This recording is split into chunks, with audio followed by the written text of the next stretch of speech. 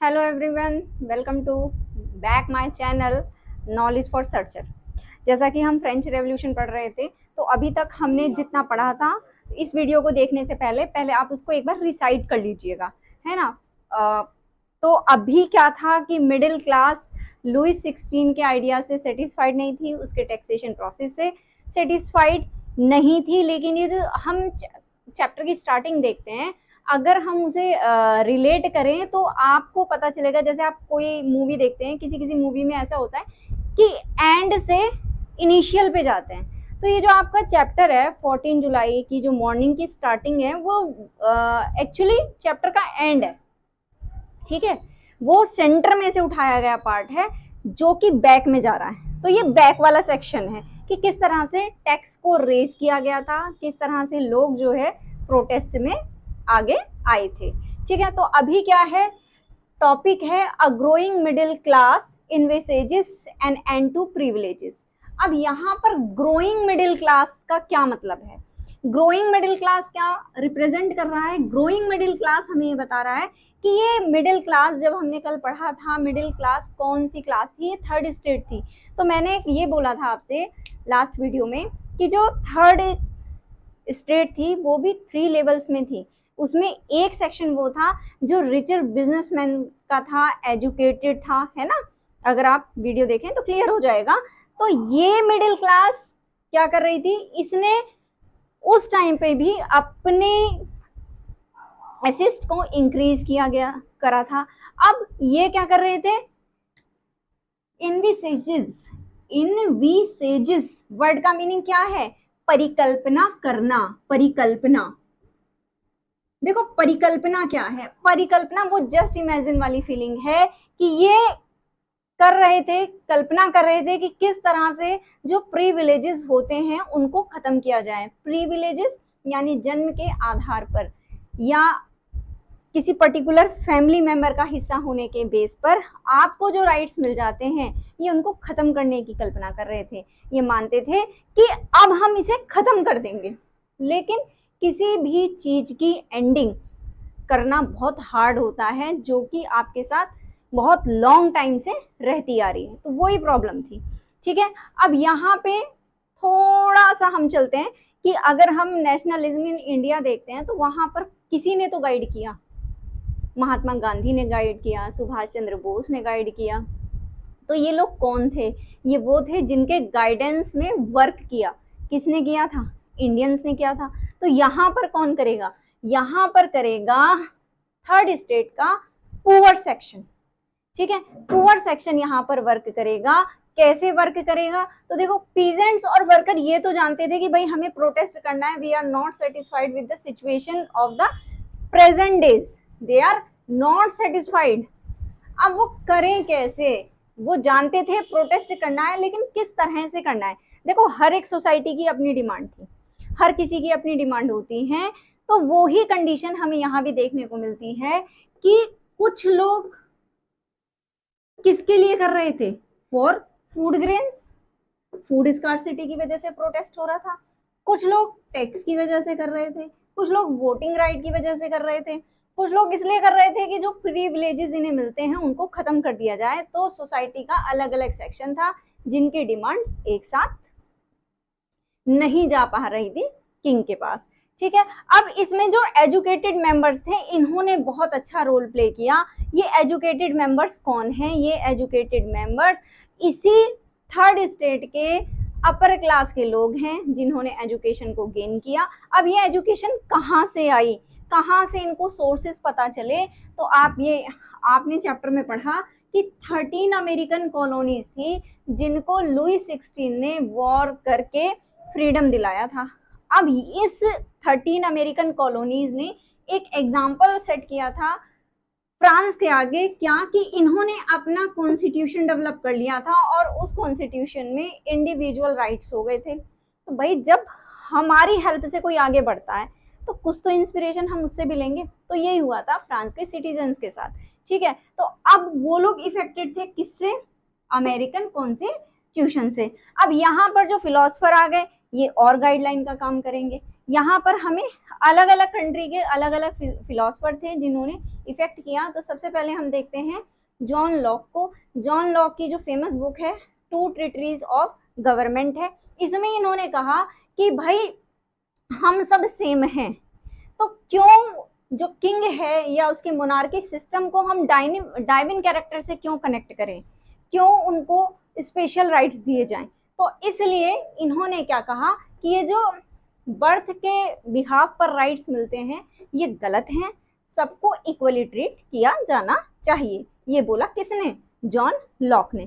Secondly आए हमारे gene जॉस्क Rousseau. इन्होंने सोशल कॉन्ट्रैक्ट, इनकी फेमस बुक है। सोशल कॉन्ट्रैक्ट बुक में क्या बोला? सोशल कॉन्ट्रैक्ट बुक में इन्होंने लिखा है कि भाई किंग और उसके पीपल्स, सॉरी उसके जो सब्जेक्ट्स होते हैं, किंग और उसके सब्जेक्ट्स के बीच में एक तालमेल होना चाहिए। अगर राजा कुछ कहता है तो वो लोगों के सजेशन के साथ काम करे, उनके बीच में म्यूचुअल अंडरस्टैंडिंग होनी चाहिए कि सब्जेक्ट्स कभी अगेंस्ट ना जाएं अपने किंग के और किंग कभी अगेंस्ट ना जाए अपने सब्जेक्ट्स के। तो ये थॉट थे रूसो के। उसके बाद बात करते हैं मॉन्टेस्क्यू की। इन्होंने the spirits of the law दिया। स्पिरिट्स ऑफ द लॉ इनकी बुक का नाम है। इसमें इन्होंने डिवीजन ऑफ पावर बोला। इन्होंने कहा लेजिस्लेटिव, एग्जीक्यूटिव और जुडिशरी में डिवीजन होना चाहिए और इनके थ्रू ही गवर्नमेंट को रूल करना चाहिए। इसी तरह से पावर की शेयरिंग कर दी जानी चाहिए जिससे हर कोई सेटिस्फाइड हो सके। अब इनकी बात कहाँ सुनी जाएगी? देखो हमारे यहाँ अगर हम इंडिया को देखते हैं, एंशिएंट टाइम को देखते हैं, तो पहले क्या हुआ करती थी? पंचायतें हुआ करती थी, ठीक है। चाय की टपरी हुआ करती थी, है ना। चाय की टपरी हमेशा ही डिस्कशन का पॉइंट रही है। चाय की टपरी हो गई, पांचाल हो गई, पान की दुकान हो गई या फिर नाई की दुकान हो गई, ये सारे पॉइंट्स हमेशा से ही in the ancient time discussion के पॉइंट रहे हैं। यहाँ पर लोग क्या करते हैं? यहाँ पर लोग अपनी बातों को सुनते हैं, डिस्कस करते हैं। आप अपनी सराउंडिंग में भी देखिए, कुछ ना कुछ ऐसा प्लेस जरूर होगा जहाँ पर लोग इकट्ठा होकर बातों को डिस्कस करते हैं।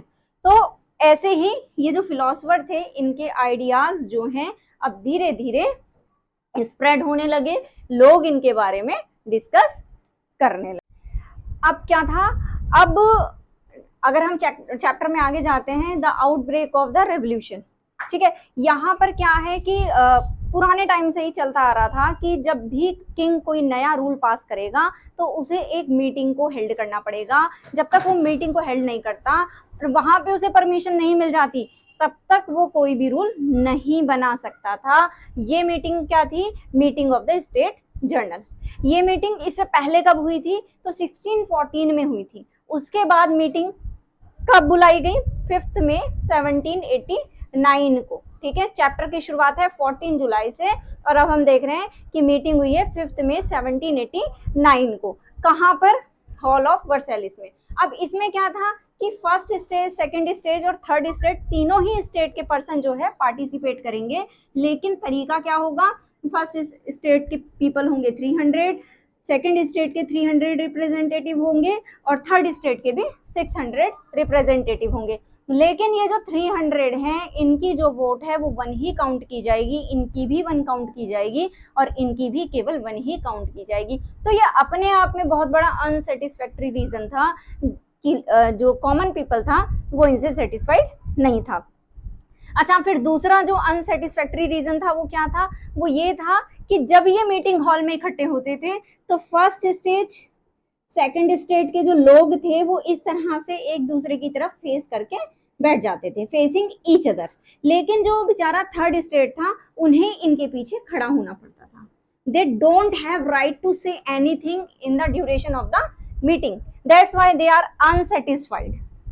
ओके, अब हुआ क्या कि इन लोगों ने क्या कहा? अच्छा, अब इसमें थर्ड स्टेट को रिप्रेजेंट करने कौन गया था? They are the educated people और the upper class of the third state who went for the meeting. They have 40,000 letter which are representing the demands of the worker, peasants and the other lower class of the third state. अब क्या था? यहाँ पर जब इन लोगों ने अपनी demands के बारे में बात की, थर्ड स्टेट ने कहा, तो बात मेन मुद्दे टैक्स तक नहीं गई, इससे पहले ही डिस्प्यूट क्रिएट हो गया, जिसकी वजह से थर्ड स्टेट वहां से चली गई। अब जब थर्ड स्टेट वहां से अनसेटिस्फाइड होकर चली गई तो टैक्स वाली बात तो बची नहीं, जो मेन मुद्दा था, मेन जो टॉपिक था, उस पर कोई डिस्कशन हुआ नहीं, तो टैक्स कैसे, है ना, अप्लाई कर दिया जाता। तो यहाँ पर क्या हुआ, फिलहाल तो लोग वहां से चले गए, और यहाँ पर जाने के बाद, यहाँ से जाने के बाद 20 जून को ये लोग फिर से टेनिस कोर्ट ऑफ वर्सेलिस में इकट्ठे हुए। वर्सेलिस ही क्यों, टेनिस कोर्ट ऑफ वर्सेलिस में क्यों इकट्ठे हुए, तो ये वहां की परंपरा थी कि जितनी भी मीटिंग की जाएंगी वो वर्सेलिस के हॉल में ही की जाएंगी। अब वर्सेलिस के इस हॉल में तो इनको एंट्री मिलती नहीं, तो इन लोगों ने वर्सेलिस के टेनिस कोर्ट को सेलेक्ट किया, और यहाँ पर जो इन्होंने अपनी कमेटी बनाई उसका नाम इन्होंने रखा नेशनल असेंबली। तो ये सारा क्राउड 20 जून को कहाँ इकट्ठा हुआ, वर्सेलिस के टेनिस कोर्ट में, और इन्होंने अपने इस ग्रुप को नाम दिया नेशनल असेंबली। क्यों, क्योंकि इनका मानना ये था कि ये रिप्रेजेंट कर रहे हैं पूरे फ्रांस के लोगों को, ठीक है। तो इन्होंने अपने आप को नेशनल असेंबली डिक्लेयर कर दिया। लेकिन होता क्या है, जैसे कि मैंने स्टार्टिंग में बताया था, किसी भी ग्रुप को लीड करने के लिए लीडर्स होने चाहिए, इफेक्टिव लोग होने चाहिए। जैसे हमारा जो कंट्री है, इसमें हमारे रेवोल्यूशन के पार्ट को किसने लीड किया था, बहुत सारे लीडर्स थे, है ना। तो उसमें अगर हम देखें तो जो लीडर्स थे वो एक्चुअली बहुत अपर क्लास के थे। तो यहाँ पर भी इनको जो लीड किया नेशनल असेंबली को, इन्होंने जो वे दिया, जो टारगेट्स दिए, वो किसने दिए मीराबियो ने दिए और सीजे ने दिए। अब मीराबियो कौन थे, ये एक नोबिलिटी फैमिली को बिलोंग करते थे। इन्होंने ये कहा था कि भाई ऐसा क्यों, ये बहुत अच्छे गुड स्पीकर थे, जैसे महात्मा गांधी गुड स्पीकर थे, ऐसे ही मीराबियो थे, ये बहुत ही अच्छे स्पीकर थे।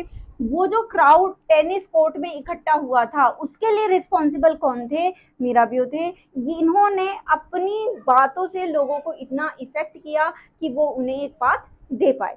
उसके बाद अगर हम बात करते हैं सीए की, तो सीए प्रीस्ट फैमिली को बिलोंग करते थे, जबकि प्रीस्ट तो बहुत अच्छा अर्न कर रहे थे, लेकिन फिर भी जब उन्होंने इतना ज्यादा डिस्क्रिमिनेशन देखा, इतना ज्यादा हार्श बिहेव देखा, तो सीए जो है खुद नेशनल असेंबली को लीड करने लगे।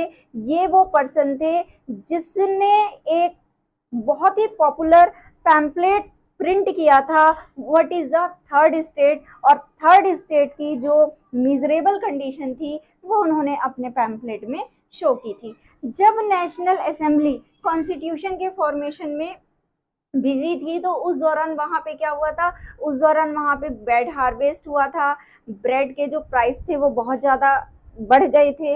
लोग क्या कर रहे थे, ब्लैक मनी को स्टोर करने के लिए शॉर्टेज दिखा रहे थे, फूड ग्रेन की सप्लाई कम थी, लोगों को बेकरी शॉप्स पर कई कई घंटे खड़ा होना पड़ता था। इस वजह से जो औरतें थी, वुमेन्स, छोटे बच्चे, सब बहुत ही ज्यादा, क्या कह सकते हैं, मतलब इतनी बुरी कंडीशन हो गई थी कि लोग इतने ज्यादा एग्रेसिव हो गए कि आप इमेजिन भी नहीं कर सकते कि भाई खाने को भी नहीं मिले तो वो कंडीशन क्या रही होगी। तो इसी वजह से इन लोगों ने इकट्ठा होकर 14 जुलाई का वो फर्स्ट सीन क्रिएट किया, जो आपने इस वीडियो की को एक्सेप्ट करना लुइस 16 की मजबूरी बन गई थी, क्योंकि वो समझ गया था कि by any way he can't come the subjects of its kingdom, ठीक है। तो उसने क्या करा, उसने नेशनल असेंबली को एक्सेप्ट कर लिया। लेकिन अब नेशनल असेंबली को एक्सेप्ट करने के बाद वहां पे कॉन्स्टिट्यूशन तो आ गया, कॉन्स्टिट्यूशनल वे में स्टेट को रोल किया जाने लगा। लेकिन अभी भी यहाँ जो नेशनल असेंबली के जो मेंबर्स थे, इनका जो सिलेक्शन था वो इनडायरेक्ट वे में किया जाता था, ये डायरेक्ट नहीं हुआ था। तो ये उसका लुइस 16 की ट्रिक्स थी, ठीक है। ये बाद में आपको जब आप चैप्टर की डिटेल में जाओगे तब समझ में आएगा। अब यहाँ पर क्या किया, पावर को डिस्ट्रीब्यूट कर दिया लेजिस्लेटिव में, एग्जीक्यूटिव में, जुडिशियरी में, जैसा कि हमारे फिलोसफर चाहते थे, ठीक है। हुआ यही। अब दूसरी डिमांड क्या थी, उनकी डिमांड थी कि भाई वोटिंग राइट मिल जाए। तो लुइस 16 ने कहा ओके, वोटिंग राइट भी मिलेगा। लेकिन यहाँ पर वोटिंग राइट किसे मिला, the person whose age is more than 25 और 25, और इसके साथ एक कंडीशन और ऐड कर दी गई, the condition was that the person who has the voting right must gave the 3 days salary in the form of tax, कि यानी वो कम से कम अपने 3 दिन की जो मजदूरी है टैक्स की फॉर्म में दे तो उसे वोटिंग राइट मिलेगा। बाकी जो वुमेन्स थे, बाकी जो पर्सन थे, उनको एक पैसिव सिटीजन की तरह कंट्री में रखा गया, लेकिन वोटिंग राइट उनको नहीं दिया गया। कॉन्स्टिट्यूशन का बेस क्या माना गया? Right of man and citizen, कुछ बेसिक राइट्स दे दिए गए, राइट ऑफ लाइफ दे दिया गया, फ्रीडम ऑफ स्पीच दे दिया गया, फ्रीडम ऑफ ओपिनियन दे दिया गया। तो यानी कुल मिलाकर अगर हम यहाँ तक जाते हैं चैप्टर के सेक्शन तक, तो हमें देखने को मिलेगा कि लुई 16 ने बड़े ही ट्रिकी वे में नेशनल असेंबली को एक्सेप्ट किया, लेकिन उसमें भी उसने कुछ शर्तों को ऐड कर दिया। आई होप कि यहाँ तक आपको ये वीडियो समझ में आया होगा। आप मेरे वीडियो को देखिए, लाइक कीजिए, शेयर कीजिए, कमेंट कीजिए, मेरे चैनल को सब्सक्राइब कीजिए और लगातार इन वीडियोस को देखते रहिए। मुझे इंस्टा पर फॉलो कीजिए। अगर कोई टॉपिक क्लियर नहीं है तो आप कमेंट करके मुझे बताइए। Thank you for watching my video.